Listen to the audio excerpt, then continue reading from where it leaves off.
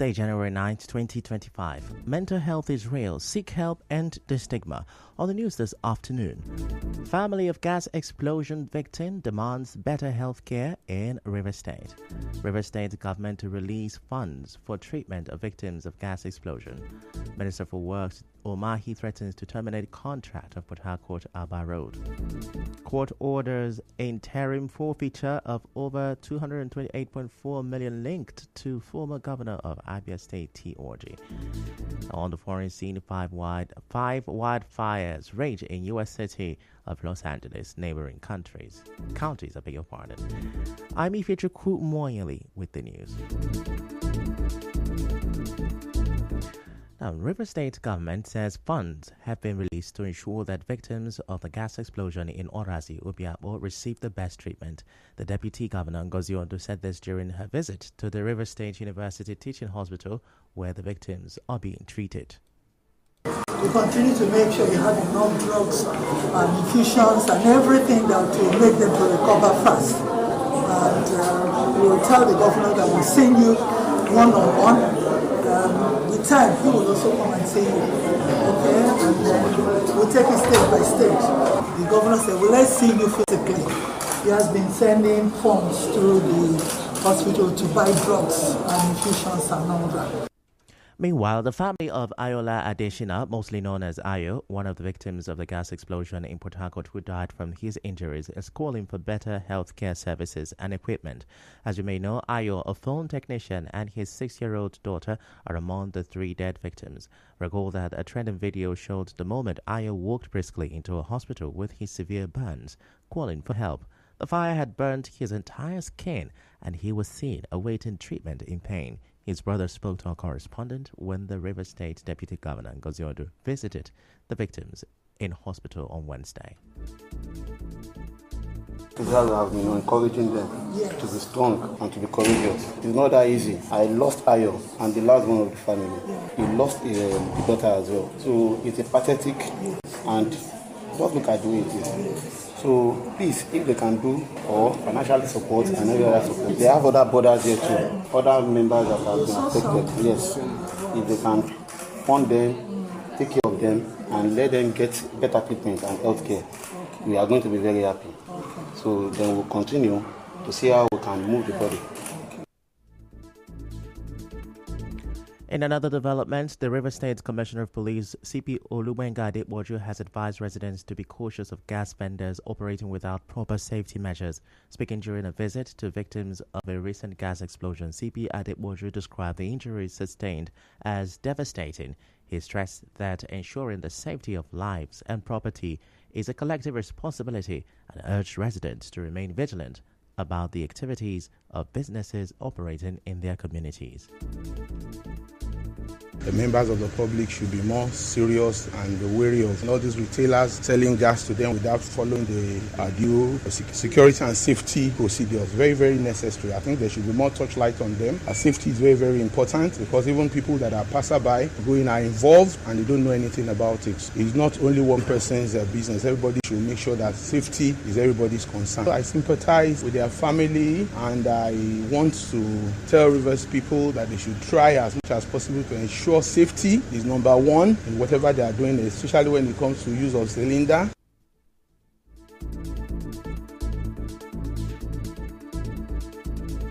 A security expert, Mike Uche Chukwuma, has warned that vandalism will continue to threaten public infrastructure unless the government adopts community policing to combat crime. Dr. Uche Chukwuma, a retired assistant commissioner of police, made the statement in an interview with correspondent Mekotoka while speaking on the rising cases of the stealing of manhole covers in the country and measures to tackle the issue. The state government, in its wisdom, decided to float a state neighborhood watch, which would have been dedicated to the states in terms of security. You are talking about manhole, not only manhole. There are other areas of security concerns which are being overlooked. Intelligence gathering and sharing is not effective now. What we do now is reactive security. Our intelligence gathering and sharing help the state in no small measure to curb security threats. We dwell on preventive security rather than what we are threatening to the reactive security, whereby people will be arrested, will be kidnapped, people will be killed before arrest will be made. Dr. Uche Chukwuma also noted that many residents remain indifferent to security breaches, especially when they are not directly affected. If you go in and try to arrest, and those will kill you, who will come to your aid? The police will try to arrest, and the police will arrest you, seize you. The state may even turn against you. A lot of things happen in society today. I was a police officer. Most people who are in street custody today are not even aware of what they committed, but they were wrongly charged. Away from that, the Minister for Works, David Umahi, has threatened to terminate the contract for construction of the Port Harcourt-Aba Road due to the slow pace of work by the contractor.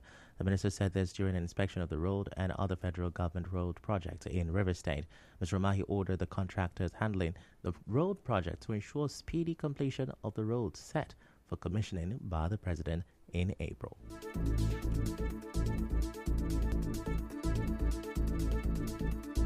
Must step up, construction. We will not take in 2025 what we allowed in 2024. It will not happen. So the controller is going to issue a 7 days notice to CCCC on Port Harcourt-Aba Road. And if they don't change style, if they change their tempo, if they don't stop the games they are playing, then we will now issue 14 days termination notice. That project will never suffer any other augmentation. Rather, we have deployed liquidated damages for delayed, works by CCCC.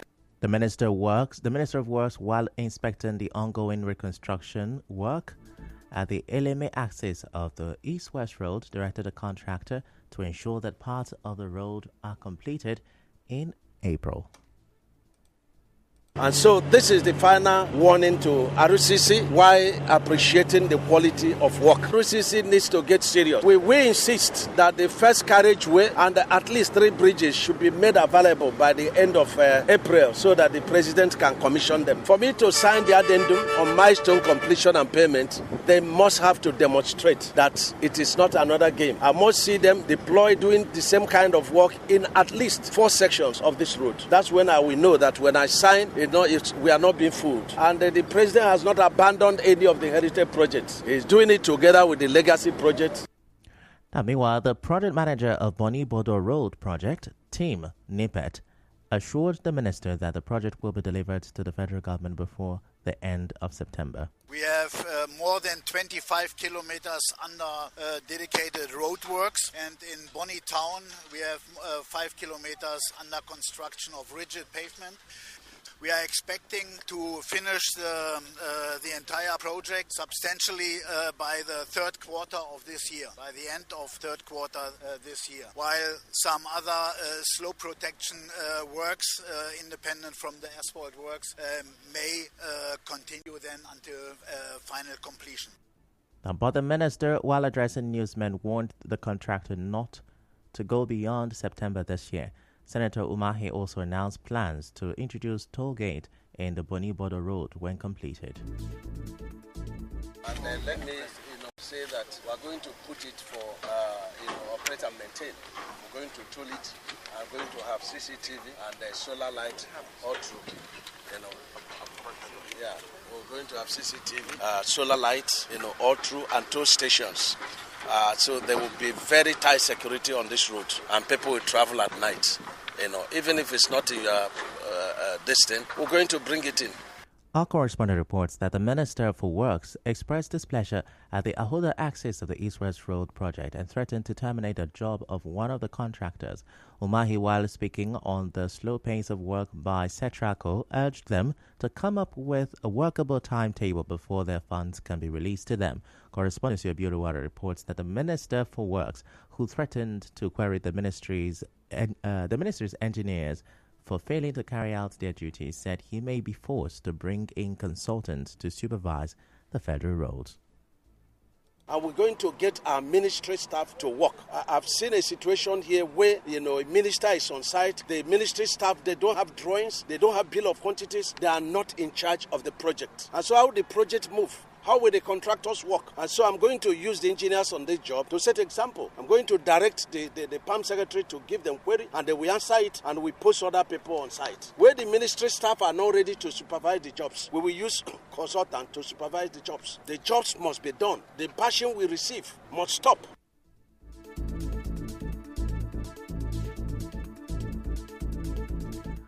Still to come, court orders interim forfeiture of money linked to former governor of Abia State, T. Orji. Stay with us.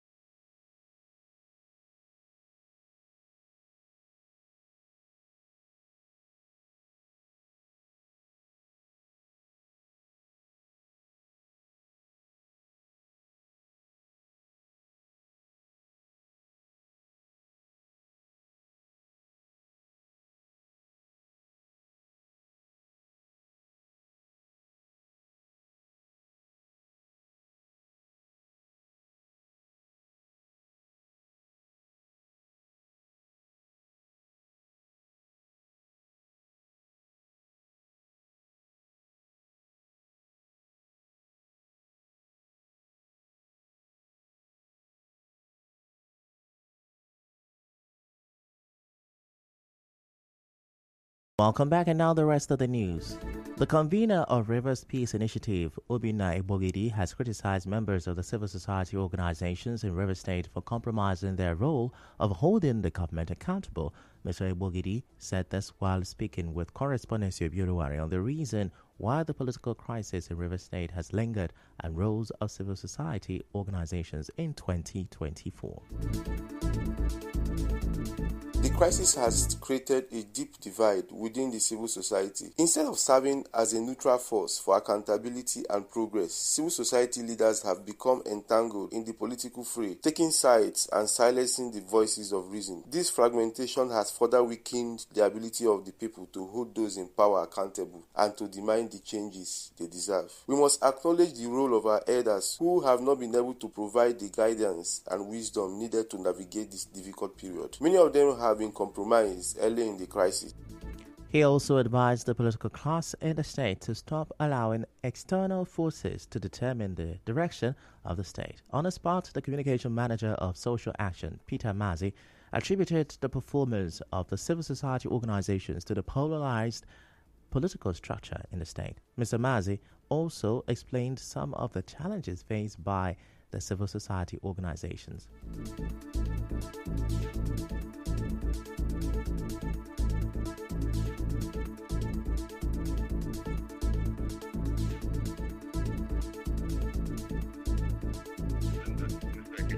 Striving to maintain neutrality and prioritize the collective interest of the people of Rivers State. But in a deeply fractured and polarized political landscape poses a significant challenge. It's as if you must take sides. As society is met with suspicion and profiling by politicians. So if in that case you find it difficult it seems as if it's difficult to maintain a neutral position. But the political culture kind of prioritize personal interest over objective progressive governance.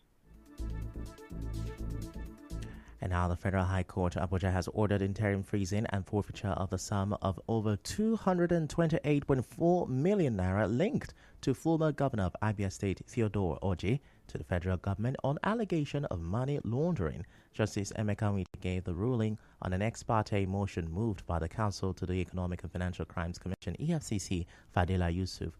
Justice Nwite also directed the commissioner to make publication of the order on its website and Daily Trust newspaper. The judge subsequently adjourned the matter to February 3rd for a report of compliance. In business, the federal government has confirmed plans to increase telecoms tariffs, but assured Nigerians it won't be by 100% as requested by operators.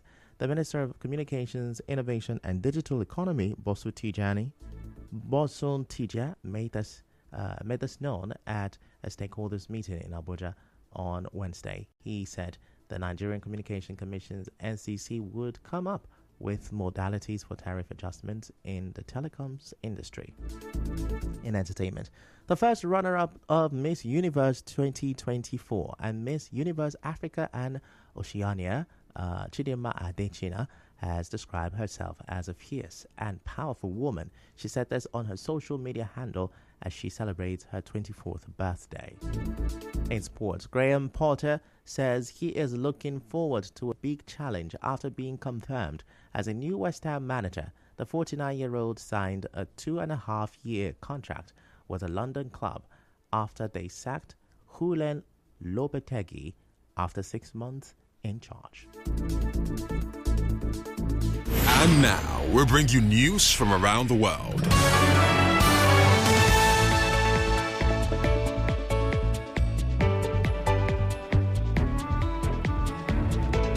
At least 6 wildfires are burning across Los Angeles and Ventura County in the U.S., with most fires still 0% contained. The latest, the Sunset Fire in the Hollywood Hills, has led to mandatory evacuations, including celebrity neighborhoods. American celebrities' homes, including Billy Crystal and Paris Hilton, were affected. 5 people have died, over 100,000 have evacuated due to the Eaton Fire, and 37,000 more because of the Palisades Fire, which is now the most destructive blaze in LA's history and continues to grow. Firefighters face water shortages, relying on swimming pools and ponds for their efforts.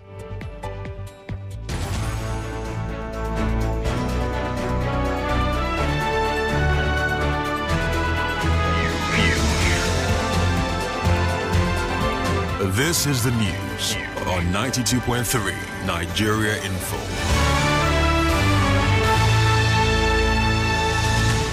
That's a wrap on the news this afternoon. But before we go, let's have a look at the major stories. River State government is to release funds for treatment of victims of gas explosion. Minister of Works Umahi has threatened to terminate contract of Port Harcourt-Aba Road.